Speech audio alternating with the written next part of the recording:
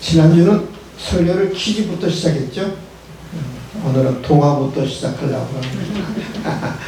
동화에 나오는 이야기인데요. 핑크색을 너무 좋아했던 왕이 있었어요. 핑크색을 좋아했어요. 그래서 이 왕이 신하들에게 이런 명령을 내립니다. 내 나라의 모든 것을 핑크색으로 색칠하라. 모든 것을 다 핑크색으로 페인트 칠하라는 말 아니겠습니까? 염색하라. 신하들이 좋아하겠어요? 안 좋아하겠어요? 왕 본인만 핑크색 좋아하지 다른 사람 안 좋아할 수도 있잖아요. 그러니까 왕의 명령이니까 안 따를 수도 없고, 그래서 모든 신하들이 온 세상을 다 핑크색으로 칠하기를 시작합니다. 집을 다 핑크색으로 칠합니다. 옷도 다 핑크색 옷만 입게 합니다. 옷도 다 핑크색으로 합니다. 사람의 얼굴도 핑크색으로 합니다. 머리도 핑크색으로 합니다. 풀도 핑크색으로 도배를 합니다. 나무도 핑크색으로 도배합니다. 여러분, 우리가 한계가 있잖아요. 우리가 모든 것은 다 핑크색으로 우리가 염색을 할 수 있고 도배할 수 있고 페인트를 칠할 수 있지만 할 수 없는 게 있잖아요. 뭘 못합니까? 네? 하늘을 못합니다. 하늘을 어떻게, 여러분, 파란 하늘을 어떻게 핑크색으로 할 수 있어요? 그렇잖아요. 그러니까 하늘을 핑크색으로 할 수 없으니까 이 왕은 크게 낙담했어요. 낙담하고 있을 때 그때 한 신하가 왕에게 안경을 씌워줬는데, 무슨 안경을 씌워줬어요? 핑크색 왕을 씌워줬어요.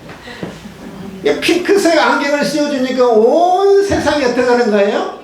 핑크색으로 보이는 거예요. 사람도 핑크색으로, 나무도 핑크색으로, 하늘도 무슨 색으로? 핑크색으로 보이는 거예요. 그러니까 안경을 이 핑크색으로 쓰니까 모든 것이 다 핑크색으로 하니까 왕이 얼마나 흡족하겠어요. 얼마나 기쁘겠어요. 그래서 평생을 이 왕은 기뻐하면서 살았다는 동화 이야기거든요. 우리 사람은요, 세상을 바라보는 마음의 눈을 갖고 있어요. 따라서 합시다. 세상을 바라보는 마음의 눈을 갖고 있다. 마음의 눈을 갖고 있다. 근데 세상을 우리가 어떻게, 뭘로 우리가 보느냐 하면은 사실은 마음의 눈으로 보거든요. 마음의 눈으로. 그러니까 내 마음의 눈을 내가 행복의 안경으로 쓰고 세상을 바라보면 세상이 다 행복하게 보이고요. 내가 감사의 눈으로 세상을 바라보면 이 모든 세상이 뭐예요? 감사의 조건밖에 안 보이는 거예요. 여러분, 내가 어떤 마음의 눈으로 바라보느냐에 따라서 세상이 달라 보이는 거고요. 사람이 달라 보이는 거예요. 믿으시면 하면? 예, 내 마음이 어두우니까 내 마음의 눈을 떠서 세상을 보는데 내 마음이 어두우니까 세상이 어두운 거고요. 내 마음이 밝으면 세상이 다 뭐냐면은 세상이 다 밝은 거예요. 그러니까 환경에 문제가 있는 게 아니고요. 어떤 내 주변에 어떤 상황에 문제가 있는 게 아니고 내 마음의 문제예요. 마음의 문제. 마음의 문제. 행복하고 감사하기 위해서는 행복의 안경을 써야 하고요. 감사하기 위해서는 감사의 안경을 쓰고 살면 모든 것이 다 감사의 조건이 되는 거예요. 아멘. 믿으시면 하면? 아멘. 왜 우리가 불행하느냐 하면은 마음의 눈에도 안경을 쓰는데 이 불행의 눈을 갖고 불행의 안경을 갖고 늘 세상을 바라보면 불행하는 거거든요. 그러니까 행복의 안경, 감사의 안경, 기쁨의 안경을 갖고 세상을 바라봐야 돼요. 그러면 다 기쁨이고 다 아름답게 보이고 다 모든 것이 기쁘는 거예요. 근데 여러분, 제가 오늘 여러분이 말씀하는 것은 우리가 이 세상에 행복하게 살고 감사하며 살고 기뻐하며 사는 것도 중요합니다. 근데 더 중요한 것이 있어요. 우리 예수 믿는 것이 내가 단순히 행복하고 감사하며 기뻐하며 사는 것이 최종의 목적이냐? 그건 아니에요. 행복하고 감사하며 사는 것도 중요한데 더 중요한 게 바로 그것이 뭐냐면은 따라합시다. 가치 있는 삶을 살자. 네, 가치 있는 삶을 사는 것이 더 중요합니다. 행복한 것보다 더 중요한 게 가치 있는 삶을 사는 게 더 중요하거든요. 내가 기쁨 가운데 사는 것도 중요합니다. 근데 더 중요한 게 있어요. 가치 있는 삶을 사는 게 더 중요합니다. 가치 있는 삶을 살기 위해서는 반드시 우리가 갖춰야 할, 추구해야 할 것입니다. 삶의 목적을 알아야 가치 있는 삶을 살 수 있어요. 삶의 목적을 알고 사는 사람, 삶에 어떤 목적이 있는 사람과 삶의 목적이 없는 사람은 겉모습은 다 같아요. 겉모습은 다 같습니다만은 같아 보여요. 근데 내용은 전혀 다릅니다. 삶의 목적이 있는 사람은요, 내 인생의 가치를 올려줘요. 삶의 목적이 있는 사람은 삶의 보람을 만들어줘요. 삶의 목적이 있는 사람은 삶의 의미도 있게 합니다. 그러니까 삶의 목적을 알고 사는 사람이 복 있는 사람이에요. 근데 이 지구상에 얼마나 많은 사람이 내가 왜 사는지 알고 사는 사람이 얼마나 될까? 삶의 목적을 알고 사는 사람이 얼마나 될까? 근데 대부분의 사람들이 삶의 목적을 모르고 삶의 목적을 모르니까 삶의 가치를 모르는 거예요. 무엇이 가치 있는가를 잘 모르는 거예요. 왜 사는지를 모릅니다. 여러분 세상의 사람들은 이야기해 보면 인생의 목적이 삶의 목적이 다 99% 어디 있냐? 다 돈에 있어요. 돈 많이 버는 것이 인생의 목적이에요. 그래서 그걸 어쨌다는 말이에요. 돈을 많이 벌었다? 성공하는 것이 삶의 목적입니다. 자식나 잘 키우는 것이 삶의 목적입니다. 여러분 단순히 내가 돈 많이 벌고 성공하고 출세하고 남보다 더 많은 것을 누리며 사는 것 물론 이것도 필요합니다 여러분. 근데요 이런 목적을 갖고 사는 사람은 결국 죽음 앞에 다 후회를 해요. 사실 죽음 앞에는 아무 필요 없잖아요. 그러잖아요.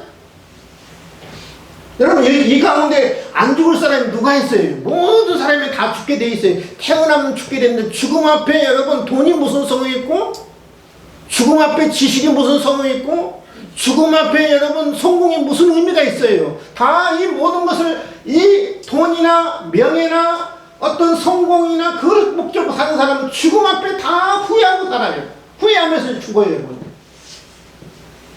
삶의 목적이 분명해야 합니다. 삶의 목적이 일단 가치 있는 삶의 목적이 있어야 돼요. 오늘 본문에 보면 바울의 그러면 삶의 목적이 뭐였는가? 바울의 삶의 목적이 뭔가? 바울의 삶의 목적은 딱 두 가지였거든요. 오늘 잘 한번 들어보세요. 나의 삶의 목적과 바울의 삶의 목적이 뭐가 다른가 한번 보세요. 여러분의 삶의 목적은 뭐예요? 잘 사는 거죠? 남보다 더 많은 건 누리고 사는 거죠? 편안하게 사는 거죠? 근데 바울의 삶의 목적은 두 가지인데 먼저 볼까요? 첫 번째가 뭐였느냐면 자신을 통해 그리스도가 전파되는 것이다. 따라서 자신을 통해 그리스도가 전파되는 것이다. 18절 그러면 무엇이냐? 거칠이로 하나 형식적으로 하나 외식으로 하나 진실로 하나 무슨 방법을 하든지 전파되는 것은 그리스도니 이로써 나는 기뻐하고 또한 기뻐하리라. 예, 바울은 지금 감옥에 있는 상황이잖아요. 바울을 괴롭게 하기 위해서 바울의 반대편에 섰던 사람들이 열심히 복음을 전합니다. 바울을 괴롭히기 위해서요. 근데 하여튼 무슨 방법으로든지 나를 시기하고 나를 질투하기 위해서 그리스도를 전파된다고 그러면, 그리스도를 전파한다고 그러면 어떤 방법으로든지 그리스도가 전파되기 때문에 바울은 기뻐하겠다. 그게 바울의 오직 삶의 관심과 목적은 그리스도를 전파하는 것입니다. 그리스도를 전파하는 것이 바울의 기쁨이었어요. 근데 바울은 예수 그리스도만 전파될 수 있다면 바울 자신이 감옥에 있든 상관없다는 거거든요. 억울한 일을 당해도 개의치 않겠다는 겁니다. 수많은 매를 맞아도 굶주리고 헐벗고 추위에 떨어도 자신은 개의치 않는다는 거예요. 예수님만 전파된다고 그러면, 예수님만 전파된다고 그러면 본인은 나는 기뻐하리라. 바울의 삶의 목적은 예수 그리스도를 전파하는 것이 사도 바울의 목적이었습니다. 왜 예수 그리스도를 전파하는 것이 삶의 목적이 됐을까? 왜 이것이 가치 있는 삶일까? 왜 이것이 행복보다, 기쁨보다 왜 이것이 가치 있는 삶일까? 예수 그리스도를 전파하는 것이 왜 가치 있는 삶일까? 한번 생각해 보세요. 여러분, 우리가 천국 갈 수 있는 유일한 길이 하나 있어요. 천국 갈 수 있는 유일한 방법이 하나 있어요. 어떻게 천국 가는 거예요? 네? 예수님을 믿는 믿음으로. 여러분, 억만금을 줘도 천국 못 가요. 여러분, 오늘부터 죽을 때까지 기도만 하고 금식하고 봉사하고 헌신하고 내 모든 것을 다 바쳐서 여러분 헌금해도 절대 천국 못 가요. 여러분요. 여러분 아무리 수행해도요, 아무리 여러분 구제해도요, 여러분 절대 여러분 천국 갈 수 없어요. 나는 안 돼요. 네. 교회 나온다고요, 천국 간다고 천만의 말씀이에요. 교회 나와도 천국 못 가요. 여러분 봉사한다고 천국 갈 수 있을 것 같아요? 봉사해도 천국 못 가요. 천국 갈 수 있는 유일한 비결은 예수 그리스도 하나님의 아들 되신, 내 죄를 위해서 십자가에 피 흘려 돌아가 주신 예수 그리스도의 보혈이 내 죄를 다 깨끗게 합니다. 용서합니다. 예수 그리스도를, 하나님의 아들 되신 예수 그리스도를 믿는 믿음으로만이 천국 갈 수 있는 거예요. 믿으시면 하면. 여러분, 이 세상에 내가 열심히 살다가 노력하다가 땀 흘려 일하다가 내가 최선을 다해 사는데 결국 죽음을 맞이했는데 영원한 지옥불에 들어간다고 했어요. 그것처럼 불행한 인생이 어디 있겠어요? 그렇잖아요. 우리 인생 어떻게 보면 고행이잖아요. 태어날 때부터. 여러분 태어나면서 울면서 태어나잖아요. 죽으면서 여러분 열이면 열 다 눈물 흘리면서 죽거든요. 이별의 아픔 때문에.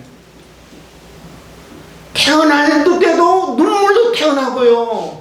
죽을 때도 여러분 눈물로 다 죽는 게 우리 인생이거든. 어떻게 보면 우리 인생은 고행이에요. 고행의 인생을 살다가 마지막 내가 영원한 지옥불에 들어간다면 그 영혼처럼 불쌍한 영혼이 어디 있겠어요. 근데 지옥 갈 영혼이 하나님의 아들 되신 예수 그리스도, 내 죄를 위해서 돌아가신 예수 그리스도, 내 죄를 깨끗게 하신 그 예수 그리스도를 영접해서 천국 간다고 그러면 여러분 그 영혼이 얼마나 복이 있는 영혼이에요.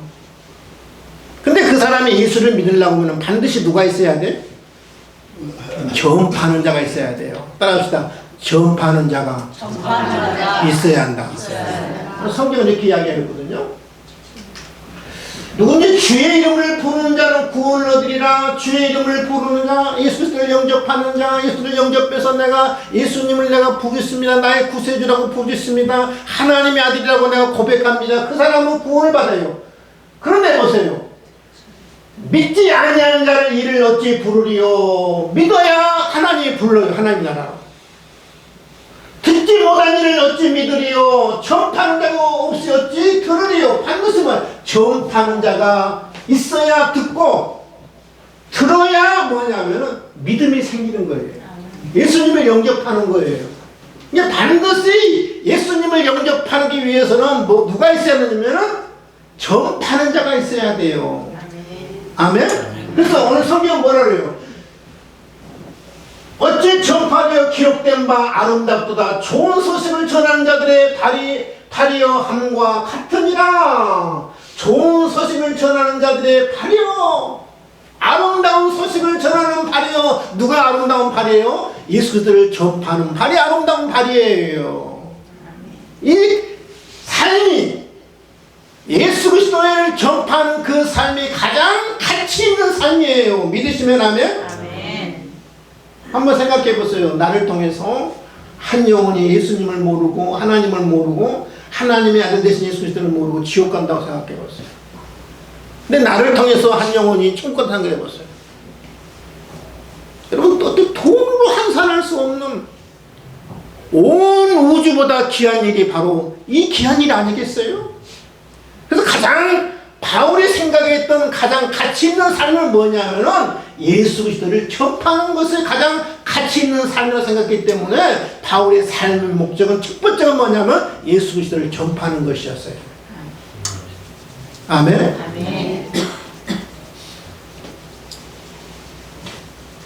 두 번째 바울은 삶의 목적이 뭐였느냐면 자신을 통해 그리스도가 존귀하게 되는 것이다. 따라합시다. 나를 통해서 그리스도가 존귀하게 되는 것이다. 존귀하게 되는 것이다. 나의 간절한 기대와 소망. 이 간절한 기대와 소망, 우리 한 단어로 이야기한다고 하면 학수고대하다라는 말이겠죠. 학수고대. 그러니까 바울은 학수고대한 것이었어요. 무엇을 학수고대하느냐? 부끄럽지 않는 것이 학수고대이고 온전히 담대하게 사는 것이 학수고대였지만 그러나 마지막에 20절 마지막 후반절에 보면 죽든지 살든지 이게 키포인트다. 살든지 죽든지 따라합시다. 살든지 죽든지 내 몸에서 그리스도가 존귀하게 되게 하려 하심이라. 이게 바울의 삶의 목적은 살아도 죽어도 이 말이에요. 죽어도 살아도 내 삶의 목적은 그리스도가 존귀하게 되는 것이다. 존귀하게 된다는 말은 무슨 말일까? 존귀하게 된다는 말은 무슨 말이냐면 잘 드러나다, 잘 보이게 하다. 그러니까 살든지 죽든지 나를 통해서 예수 그리스도가 잘 드러나기를 바랍니다. 잘 알려지기를 바랍니다. 잘 보이기를 바랍니다. 이것이 바로 내 삶의 목적입니다. 누가 잘 드러나야 하냐? 누가 잘 보여야 하냐? 예수 그리스도가 잘 드러나고 예수 그리스도가 잘 보여는 거예요. 여러분 우리와 너무 바울의 삶의 목적과 너무 다르잖아요. 우리는 누가 드러나야 돼요? 예?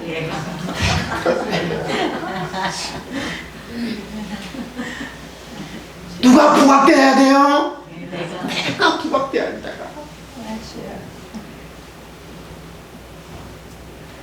내가 드러나야 할 때 드러나지 않으면 참지 못하죠. 그렇죠? 화가 납니다. 분노합니다. 교회에서 여러분 거의 99%가 시험 든 이유는 딱 하나예요. 내가 안 드러난다는 거예요. 내가 좀 드러나야 하는데. 내가 이만큼 봉사했는데 내가 드러나야 하는데. 내가 이렇게 헌신했는데 내가 좀 드러나야 하는데. 예, 시험 드는 거의 90%가 뭐냐면은 예수 그리스도가 드러나면 내가 부각되고 내가 드러나고 내가 잘 보여야 하는데 내가 안 드러나거든요. 그래서 참지 못하고 분노하고 시험 드는 거예요.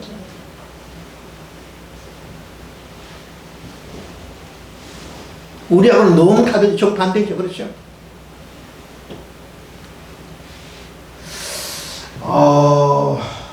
이탈리아가 15세기에 이탈리아가 낳은 최고의 화가이죠.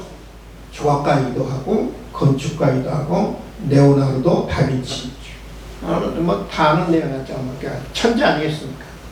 조각가의 천재, 또 화가의 천재, 건축가의 천재 레오나르도 다빈치. 15세기 이탈리아. 근데 이 다빈치가 43살 때 밀라노의 두도핑코 공이라는 사람한테 그림을 부탁을 받았어요. 예수님의 최후 만찬의 그림을 그려라.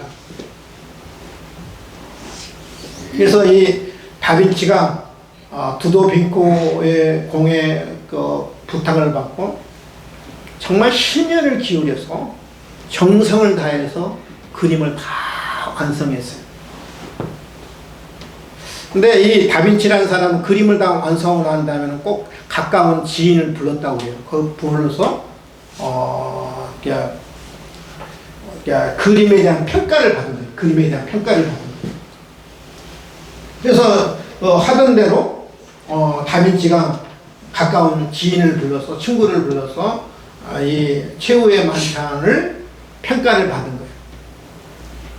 그러니까 이 친구가 이 최후의 만찬의 그림을 보고 너무 놀란 거예요. 깜짝 놀란 거예요. 왜냐하면 최고의 걸작품이에요. 깜짝 놀라면서 이 친구가 이 다빈치에게 이렇게 말합니다. 완벽하다. 근데 그 중에서도 예수님의 손에 그려진 은잔이 어떻게 저렇게 섬세할 수 있고 생동감이 가득한지 마치 살아있는 은잔 같아요. 얼마나 섬세하고 생동감이 가득한지 내가 눈을 뗄 수가 없네. 그 말을 들었던 이 다빈치가 제가 그림을 보여드릴게요. 아마 이 오른손에 이게 은잔이 아마 그려졌던 거예요. 근데 친구가 은잔을 칭찬한 거예요. 얼마나 은잔이 샘싸고 살아있는지 눈을 뗄 수가 없네. 은잔을 칭찬한 거예요. 다빈치가 그 말을 듣자마자 붓으로 그 잔을 쥐어버렸어요. 이 그림에서 누가 드러나야 하냐면 예수 그리스도가 드러나야 하고, 이 그림에서 예수 그리스도가 중심이 돼야 하고, 예수 그리스도만 이게 잘 보여야 하는데 뭐가 부각된 거예요? 은잔이 부각, 은잔. 다빈치가 과감하게 수개월을 걸려서 심혈을 기울여서 그랬던 그 은잔을 지워버린 거예요. 예수님의 오른손에 왼손에 은잔이 있어 없어요? 원래 은잔이 있었대요. 여러분 바울도 그렇고 다빈치도 그렇고 예수님만 드러나기를 바랬어요. 우리는 안 그렇죠. 누가 드러나야 돼요? 내가. 삶의 목적이 잘못됐기 때문에. 내가 드러난다고 한다면 그것이 재능이 됐든 지식이 됐든 물질이 됐든 명예가 됐든 다빈치처럼 과감하게 지워버려야 돼요. 누구만 드러나야 되냐면 예수 그리스도만 존귀해야 하고 예수 그리스도만 드러나야 돼요. 그러니까 바울에게 중요한 것은 자신이 유명해지는 것이 아니었어요. 누가 예수님만 유명해지는 것이 바울의 목적이었어요. 자신이 편하게 사는 것도 삶의 목적이 아니었습니다. 바울에게서 부유해지는 것도 삶의 목적이 아니었습니다. 자신이 중요한 존재가 되는 것도 바울에게서 삶의 목적입니다. 누구만 드러나야 하고 누구만 중요하고 누구만 존귀한 예수 그리스도만. 왜냐하면 예수 그리스도를 통해서만 우리가 구원받을 수 있고 예수 그리스도를 통해서만 우리가 천국 갈 수 있고 예수 그리스도를 통해서만이 우리가 하나님의 나라에 갈 수 있기 때문에 바울은 이 믿음이 있었기 때문에 이 확신이 있었기 때문에 예수 그리스도와 존귀되는 것이 내 삶의 목적이고 예수 그리스도를 전파하는 것이 삶의 목적이라고 자신 있게 이야기하는 거예요. 이 삶이야말로 가장 인생에 가치 있는 인생이라고 바울은 이야기하고 있거든요. 21절에 이렇게 이야기합니다. 이는 내게 사는 것이 그리스도니 죽는 것도 유익함이라. 내게 사는 것이 그리스도다. 따라서 합시다. 내 안에 주님이 살아계신다. 살아계신다. 내게 사는 것이 그리스도라는 말은 다른 말로 말하면 내 안에 주님이 살아계십니다. 저는 이게 가장 그 신앙 고백 중에 가장 위대한 신앙 고백 같아요. 뭐 주는 그리스도시요 살아계신 하나님의 아들입니다. 이것도 아름다운 신앙 고백이죠. 내가 주를 위해서 삽니다. 이것도 신앙의 고백. 훨씬 더 신앙의 깊은 신앙 고백이 뭐냐면 내 안에 주님이 살아계십니다. 따라합시다. 내 안에 주님이 살아계십니다. 아무나 할 수 있는 고백이 아니거든요. 여러분 조금 신앙생활하면 내가 주님을 위해서 삽니다. 누구나 할 수 있어요. 내가 주를 위해서 삽니다. 하나님의 영광을 위해서 삽니다. 신앙생활 1년만 해도 다 그 정도는 알아요. 왜 사니? 하나님의 영광을 살아. 왜 사니? 내가 예수님을 위해서 살아. 많은 사람들이 이 정도는 다 알아요. 내가 예수를 위해서 살고 하나님의 영광을 위해서 삽니다. 근데 이 고백들은 못해요. 내 안에 내가 산 게 아니라 내 안에 예수님이 살아계십니다. 여러분 한번 생각해보세요. 여러분 안에 누가 있어요? 여러분만 있어요? 예수님이 있어요? 예수님이 있어요? 예수님이 살아계세요? 어떻게 살아계세요? 쫙 한쪽 구석에 있어요? 에? 필요할 때만 예수님 잠깐만 좀 나와주세요. 저 뒤에 있다가요. 네, 저 뒤에 있다가요. 내가 어려울 때만 예수님 나 급해 빨리빨리 나와주세요.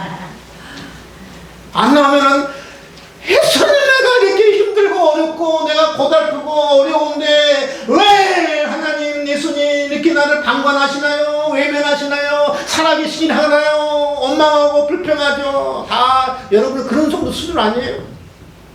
근데 바울은 내 안에 누가 있냐? 내가 살아있는 게 아니라 예수님이 살아있다는 거예요. 내가 왕이 아니라 내가 주인이 아니라 예수님이 왕이고 예수님이 주인이라는 거예요. 믿으시면 하면 따라합시다. 내가 왕이 아니고 예수님이 왕이다. 내가 주인이 아니라 예수님이 주인이라는 거예요. 아무나 할 수 있는 고백이 아니에요.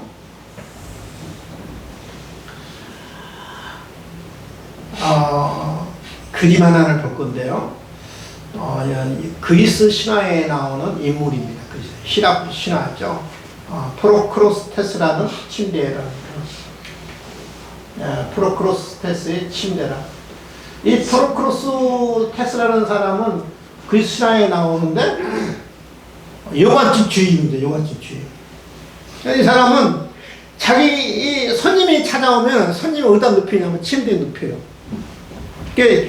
그 침대보다 이 사람이 적으면 그 다리를 잡아 빼요.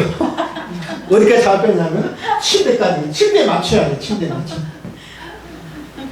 그래서 작은 사람이 그 손님으로 가면 난리가 나는 거예요. 막 잡아 빼니까 다리를 막. 어디까지 맞춰야 돼. 침대까지 맞춰야 돼. 더 무서운 것은 키 큰 사람이 오면 어떻게 돼요?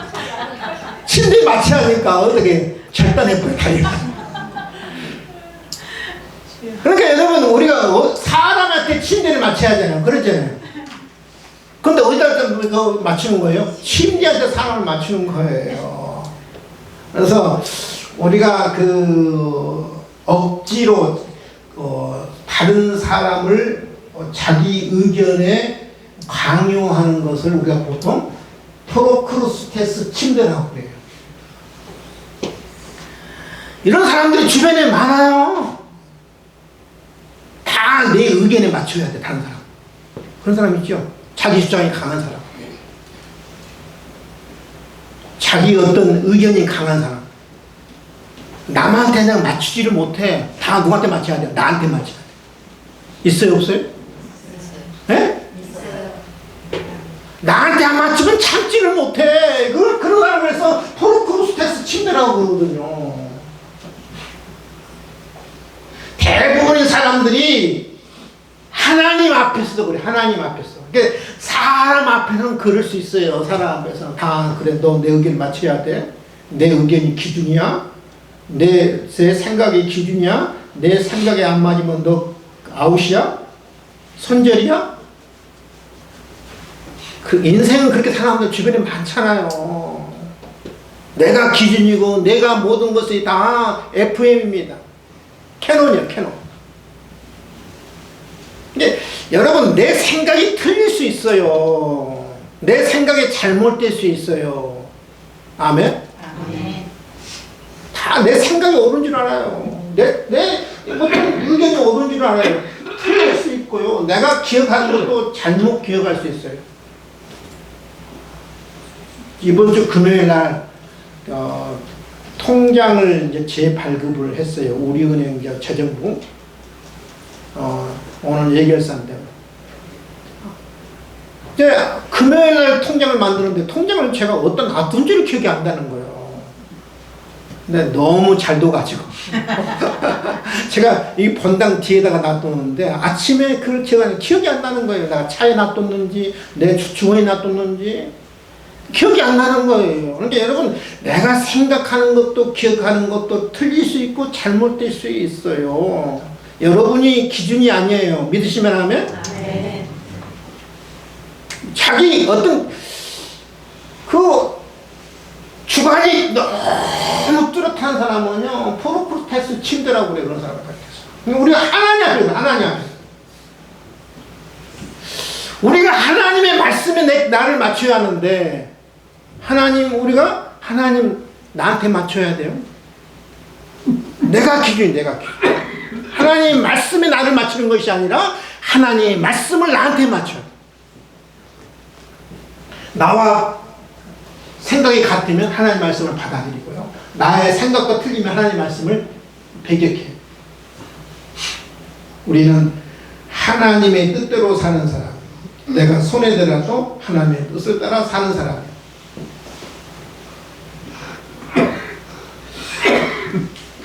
21절 후반절에 보면 좀 귀절이요.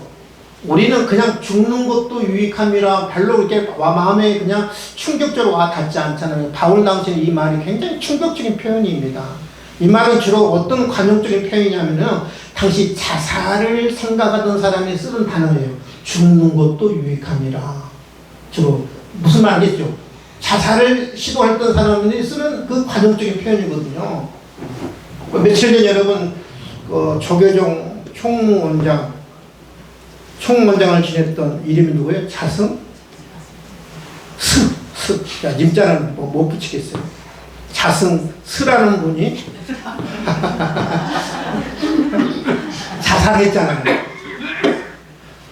근데 참 기가 막힌 것은요, 자살한 것을 소신공양이라고 그래요. 소신이라는 말은 자기 몸을 불태웠다는 말이거든요. 그것을 공양이라고 해요. 안 그래도 우리나라가 여러 OECD 가운데 자살률 몇인지 아세요? OECD 1위에요, 1위. 여러분, 이 사회에 빚을 들여놓고 남한테 본을 보여야 할 사람이 자살하는 것까지는 이해할 수 있어요, 저는요. 근데 어떻게 그것을 미워할 수 있느냐는 거죠. 제가 노무현 대통령이 부흥박에 떨어질 때 제가 제일 신랑했던 사람 아니에요. 어떻게 대통령을 지낸 사람이 자살할 수 있느냐는 거죠. 그것도 인내하지 못하고. 그러잖아요. 얼마나 수많은 사람들이 자살을 쉽게 생각하냐는 말이죠. 근데 여러분, 이 말씀을 보면 바울이 자살을 지금 시도하고 있구나, 큰일 났구나. 또 이렇게 이야기합니다. 내가 그 둘 사이에 끼었으니 차라리 세상을 떠나서 그리스도와 함께 있는 것이 훨씬 더 좋은 일이라 그렇게 하고 싶구나. 둘 사이에 끼었다. 삶과 죽음 사이에 끼었다. 차라리 세상을 떠나. 지금 바울이 지금 자살하려고 지금 막 시도하는 위험한 사람처럼 보입니다. 그렇잖아요? 방금 금방이라도 자살할 것처럼, 감행할 것처럼 위험해 보입니다. 근데 바울이에요. 바울이 자살을 시도했다는 말이 아니고 죽음을 초월했다는 말이죠. 죽음을 초월했다. 내가 사는 것도 중요하지 않고 죽는 것도 중요하지 않고 죽음을 초월했다. 내가 만일 죽는다면 주님과 함께 있기 때문에 훨씬 더 좋은 것이다. 나는 죽음도 초월해. 죽는 날짜가 주님과 함께 있기 때문에 훨씬 좋은 일이나. 그러나 개인적으로 낫다는 거지. 죽음도 초월하고 삶도 초월해서 나는 오직 그리스도만 존귀해야 되는 것. 그것이 내 삶의 목적이고, 사는 것을 중요하게 여기지 않고 죽는 것도 중요하게 여기지 않고 나의 가장 중요한 것은 그리스도가 존귀되는 것이 나의 가장 중요한 것이다. 이 말이야. 근데 바울의 삶의 목적을 뭔지 알겠죠? 삶과 죽음도 초월해서 뭐예요? 죽는 것도 나는 개의치 않는다는. 죽어도 살아도 주님만 높여진다 그러면, 드러난다 그러면, 알려지기만 한다 그러면 나는 그것조차도 나는 개의치 않겠다. 어느 목사님이 쓴 글인데요. 한번 제가 공감이 가고 조금 마음이 많이 와닿아서 좀 여러분한테 조금 이렇게 가져왔는데요. 좀 길어요. 잘 한번 제가 읽어볼 테니까 잘 보세요. 어느 목사의 글입니다. 그냥 공묘지에서 쓴 것 같아요. 공묘지를 걷는다. 수많은 무덤이 줄을 지어 가지런히 앉아있다.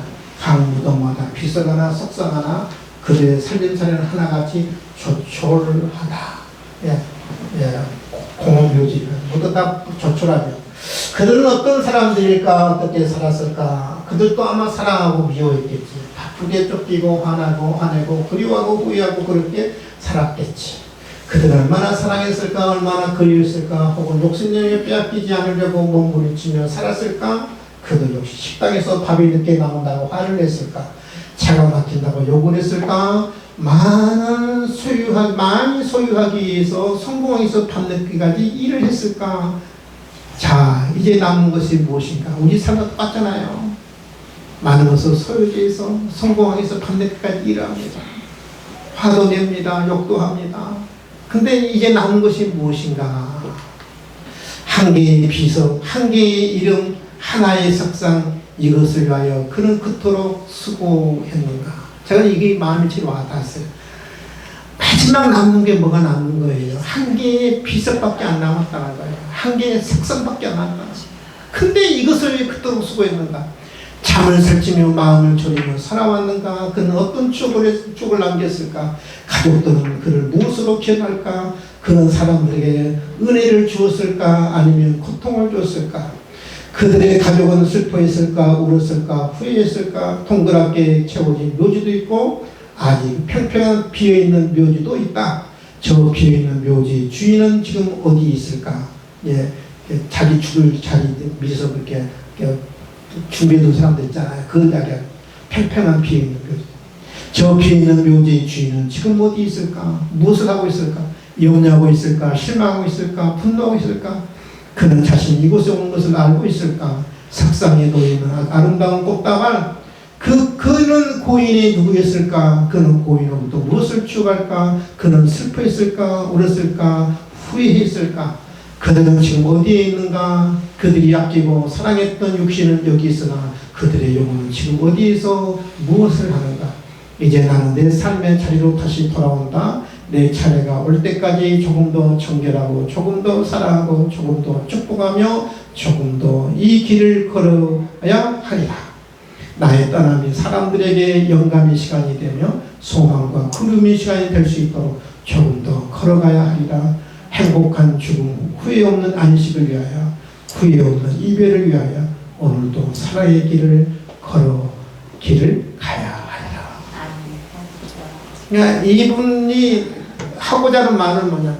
그토록 힘들게 수고하고 있음들 남는 게 뭐냐면 비석 하나, 석상 하나 남는다는 거 아니겠습니까? 이 석상 하나 남겨서 우리 인간은 그렇게 애쓰고 노력하고 땀 흘리고 한다는 거예요. 그래서 그 죽음을 보면서 마지막에는 나는 가치 있는 삶을, 남은 생애를 가치 있는 삶을 내가 살겠다고 다짐하면서 글을 마치거든요. 사랑하는 성도 여러분, 이제 저는 여러분에게 질문할 차례입니다. 우리가 수고하고 땀 흘려 열심히 일해도 결국 하나 남아요. 삭삭 하나 남았습니다. 비석 하나 남았습니다. 우리가 행복하게 사는 것보다 가치 있는 삶을 사는 것이 더 중요합니다. 가장 가치 있는 삶이 무엇인가요? 여러분 무엇 때문에 살아가십니까? 여러분은 무엇 때문에 이 세상에 존재하고 있나요? 가장 가치 있는 삶은 나를 통해서 한 영혼이 구원받는 겁니다. 아멘. 아멘. 한 영혼이 나를 통해 구원받는 가장 가치 있는 돈으로 이거 환산할 수 없어요. 돈으로 어떻게 물질로 계산할 수 없는 가장 가치 있는 일. 하나님이 가장 가치 있는 삶을 바로 나를 통해서 한 영혼이 구원받는 가장 가치 있게 여기는 거예요. 바울의 삶이죠. 나를 통해서 그리스도가 전파되고 나를 통해서 내가 드러나는 것이 아니라 내가 존귀되는 것이 아니라 예수 그리스도가 드러나고 예수 그리스도가 존귀되는 거예요. 왜요? 예수님이 나를 구원했잖아요. 예수님. 그것도 그 엄청난 십자가의 고통을 통해 나를 구원했잖아요. 주님이 나를 위해서 죽으셔서 나를 구원했다고 그러면 나도 이제 주를 위해서 살고 주를 위해서 죽어야 하잖아요. 그래서 바울은 늘 살아도 주를 위하여 죽어도 주를 위하여 그렇게 고백했던 거예요. 저와 여러분이 이 세상에 한 번밖에 살 수 없는 이 세상에 목적 없이 사는 것이 아니라 목적이시, 그것도 가치 있는 목적을 두고 저와 여러분이 사는 복된 생애가 될 수 있기를 주님의 이름으로 축원을 드립니다. 아멘. 기도합니다. 하나님 아버지, 감사와 찬송과 영광을 올려드립니다. 이 땅에 우리가 수많은 사람들이 살아도 삶의 목적을 모르고 살아갑니다. 그저 돈을 위해서 살고 성공을 위해서 살고 명예를 위해서 살고 죽음 앞에 후회밖에 남지 않습니다. 하나님, 우리가 아무리 수고하고 애쓴다 할지라도 우리가 결국 남는 것은 비석 하나, 석상 하나밖에 남지 않습니다. 우리가 남은 인생 어떻게 가치 있는 삶을 살 수 있을까요? 나를 구원하신 예수 그리스도, 내 생명을 살리신 예수 그리스도, 나를 천국 백성 삼으신 예수 그리스도, 나를 하나님의 자녀로 만드신 예수 그리스도, 그 예수 그리스도를 전파하고 예수 그리스도를 높이는 복된 삶, 이 삶이 바울의 삶의 목적이었고 바울의 삶의 목적이 가장 가치 있는 삶이었습니다. 하나님, 우리도 바울처럼 주님을 전파하며 주님을 드러내는 존귀하는 복된 삶을 될 수 있도록 저희들을 축복하옵소서. 감사하며 예수님의 이름으로 기도하옵나이다. 아멘. 이제 내가 살아도 주를 위해서